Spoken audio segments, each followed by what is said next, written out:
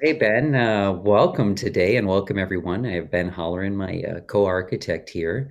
Ben, have you ever felt like you get distracted on projects and just things just go the way that people might expect you to build things? Yeah. Yeah, I don't know if they usually go the way other people expect. I usually end up building them the way I want to build them, which can be exciting. And we were But talking earlier about challenge, right? yeah, As well. So why don't you kick it off? Like when someone loses that feeling of challenge, what happens? And let's kick it off with a story you wanted to share today. It's perfect. yeah. So my grandfather used to work at Sikorsky helicopter, the helicopter plant, and told me a story about Igor Sikorsky, the guy that invented helicopters, and it's pretty fascinating. So in like 1920, Igor Sikorsky was in the Soviet Union. He was building airplanes. This is one of the airplanes on the screen here that he was building, and he really liked.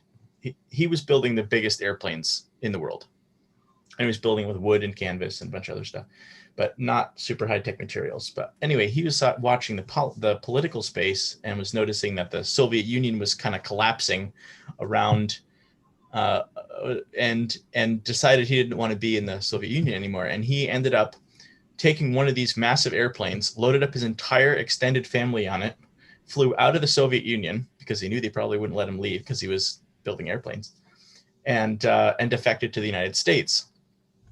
And in the 40s, so he got to the United States and he looked at the airplanes that we were building, and he's like, guys, how come you have aluminum and wonderful steel, and yet you're building these airplanes that are way worse than the airplanes that I'm building? I was building in Russia with sticks and rags, and eventually started the Sikorsky aircraft manufacturing company in the United States in the 30s and 40s, I think. And I can't remember the exact dates, but 30s and 40s. And so he started building airplanes. So the company figured out how to make, they were building these great airplanes and everything was great. But Igor Sikorsky lost the challenge. All of a sudden, he realized that there was engineers that were building airplanes, and he was just running the desk, and he was just he was just doing a lot of paperwork and was no longer interested in airplanes. And the story goes that he was sitting in these board meetings asking questions, and was upsetting the people on the board because he just was asking questions that weren't really super helpful. And they finally, he'd worked with these people for a while, and they knew him, and he was good friends with them, and they finally said, you know what, if we gave you $1 million a year of budget and your own team, and like your own facilities, your own warehouses, what would you do? And he says, well, I've been hearing about this idea of a vertical lift airplane that has like a propeller on the top instead of on the front that can fly, and like, but nobody's ever gotten one to work, and I really want to give this a try. And they said, all right. And so they handed him his own department, and so he was given the run of the lay of the land. He was the run of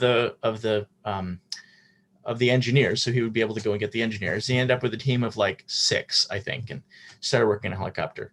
The complicated part about a helicopter is you want the blades to tip as they're flying, because you want that it's all about a mechanical control. And he invented something called the squash plate, which is a way to get the helicopter blade to be like lifting when it's in front of you, and then pushing down in the back, which allows you to actually control a helicopter. Everybody else had a fixed blade, like just the giant airplane propeller with no movable parts, and then they'd have to use a bunch of other propellers to make this thing balance. He's like, nah, we'll just do it with 2 propellers, it'll be fine.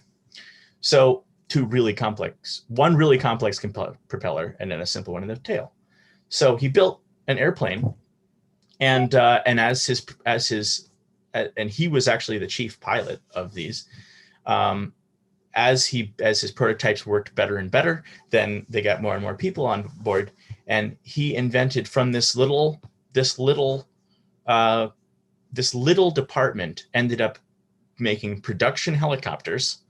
Which, I mean, the history of Vietnam, the Huey was the Huey helicopter was the vehicle of the 70s. I mean, there were some cool muscle cars, but the Huey was the most amazing vehicle anybody had ever seen. And it was made by Sikorsky. And but my grandfather, when my grandfather was working, I think in the 60s, maybe 70s for Sikorsky, my grandfather was a radio technician. He ended up doing fixing some of the radios on the test, in the test side of Sikorsky, not the production side, the test side. And so he was up in the tower fixing radios. And there's a couple of tests going on. And the janitor is lounging in this chair, kind of a ratty suit, sitting in this chair. And he's watching the helicopters being tested and listening. And my grandpa's fixing the radio and he's chatting with the janitor. And then all of a sudden, one of the helicopters is doing something. They're about to do a test, and the janitor reaches over and says, "Hey, can you have what's name do such and so?" And Grandpa's like, "What?" And he asked the janitor what his name was. It was Igor Sikorsky, but he didn't need to dress in a great suit. That wasn't his thing. He didn't want fame and power. He wanted to mess with helicopters.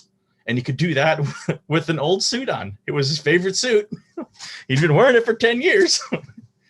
And so you see this technology happen over and over again in Lockheed Martin Skunk Works. In fact, the Google has a Skunk Works because of what happened in the 70s with Lockheed Martin and the SR-71 Blackbird. The idea of you have a massive company where it has lots of rules and everybody does things according to the rules. But it's slow and it's ungainly and it's really good at doing like inside the box thinking. And then you have a literally outside the box company that's outside the company. It operates by different rules. For example, Igor Sikorsky, when he was building the helicopters, when they're building the planes, if you wanted to change the position of a rivet, the engineer made it. 3 or 4 engineers checked to make sure that was a good idea. Then they checked with the bean counters to make sure that it wasn't going to make the airplanes too expensive. And then, and then they checked with manufacturing to make sure that they, to figure out how to make it. And then a year later or 2 years later, that rivet would be different on the new model airplane, on the new airplane that they were manufacturing. With Igor Sikorsky, he's like, guys, we got to move this rivet. And they're like, okay. And they drill it all and then they put a new rivet in and the prototype helicopter. There was no review process. There's 6 people, so they didn't have miscommunications. If you have 600, then you probably got to check things with paperwork. So Lockheed Martin Skunk Works, that is actually the name of this system is even Google has a Skunk Works. It's the idea of this outside the box company that does things. So the last portion of this is the concept of Bryant, I don't remember the guy who was talking about this, the 150, the maximum 150 people. That's Robin Dunbar and the Rule of 150. The book's out on that for 290 to 150 as a note, but that's an anthropological or sociological concept. Cool. So the basic principle is humans can only care about a certain number of people, and that's somewhere between 100 and 300 people. And I think that there are people that are people in the world that can care about a big village of 300 people, everybody in a village. And there are people that are more focused, I don't know, they work differently and they can only care about 100 people. They care about a smaller number of people, and they can think about that many people in their lives. So we're bumping up against that with social media, where we want to have 700, 1,000 friends, where I think it's overloading our ability to actually care about people. So the point is, we have these companies that are huge, 600 people. You don't know anybody. You know the people in your department, which is like 50 people. And you struggle to know people outside of that department.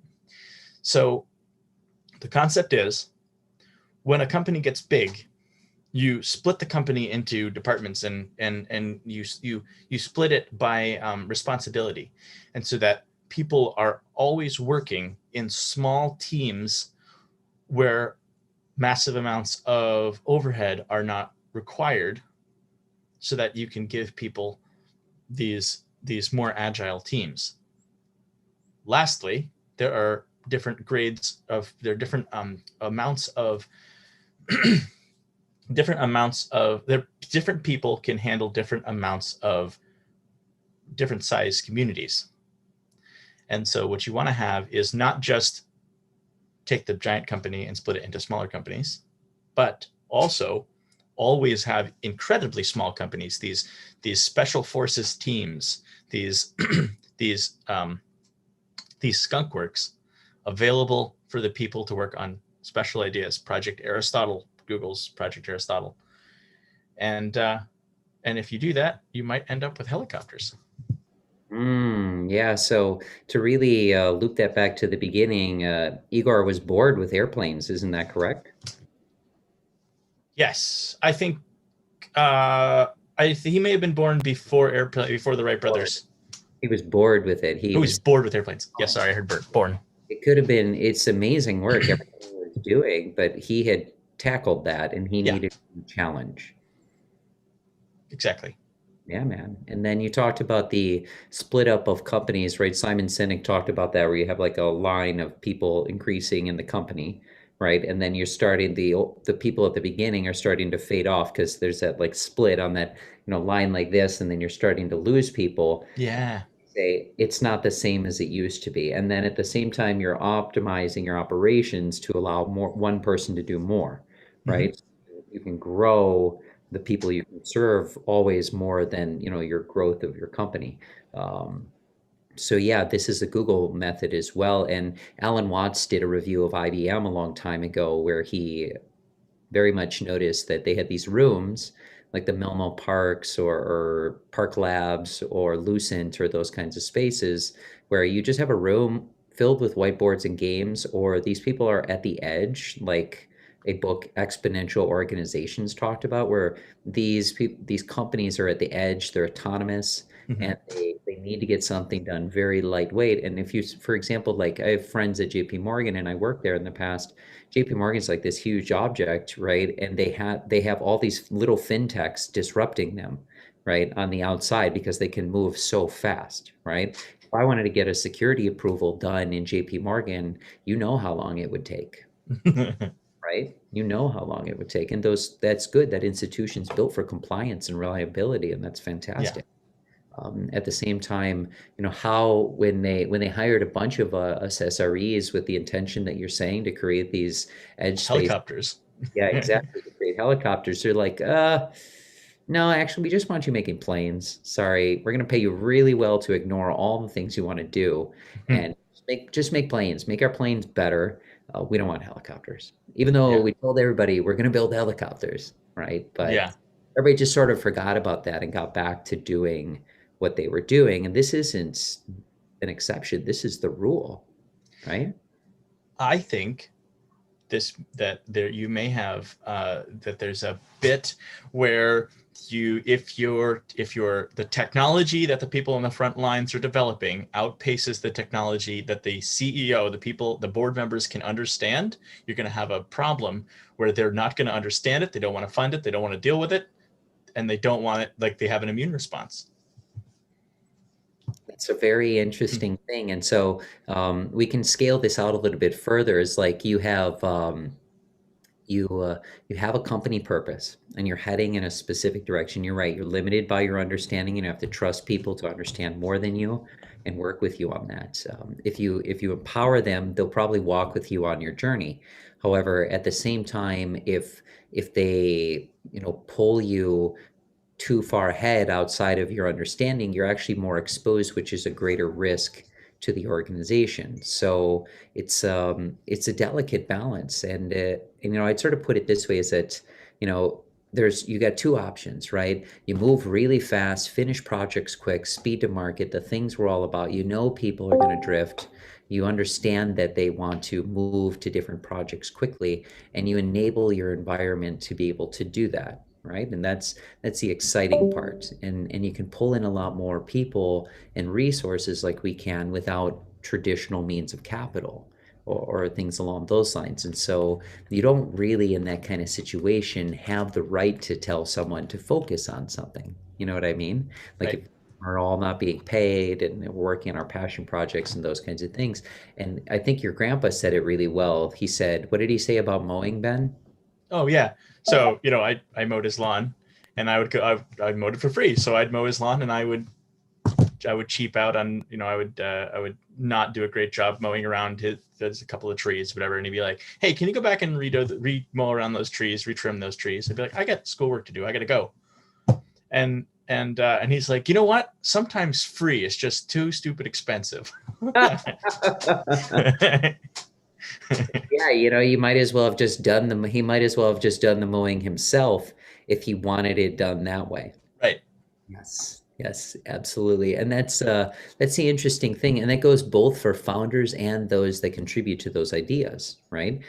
For a contributor, if they wanted it done their way, they should have just started their own company. Mm. And if a founder wants it done their own way, they better be ready to respect people in the different ways they come to the table, empower them, not make them feel marginalized and other things like that. So they walk with them on that adventure.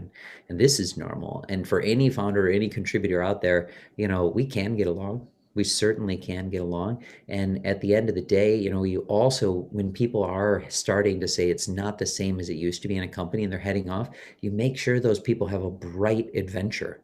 You know what I mean? Like we talked about, you make sure to fund those companies or say, hey, do you want to start a company at the edge where you're totally autonomous? Or they never have to leave our community, right? They can start their own company. And the only thing that really matters, I think, at that point in time is the idea of reciprocation, right? Yeah. Well, I think if the board had gone to Igor Sikorsky and said, "Hey, what would you do if we gave you this whole stuff?" And he said, "I would sit around and watch you guys work and drink beer and pizza." Uh, they would have said, "Okay, well, we'll give you a really nice fat retirement check, and you can go home and do that." But he was like, "No, I have this awesome idea. I want to act. I want to do research and development." And they said, "Okay, that's a value proposition." He wanted to do research and development, and he was going to bring value back. And so when somebody's like, "I want to fork and I want to do this," and it's going to work, when those people that are saying it's not as the same as it used to be, and I'm bored, I want to do something more exciting. If that exciting thing makes sense, and it's the reason why it didn't work at JP Morgan is because it didn't make sense to the CEOs. So the CEOs need to be ready to take risk on things that might seem like long stretches, but that's what those small companies are for, is those unicorns, the long stretch that is too expensive to actually, you can afford to lose it.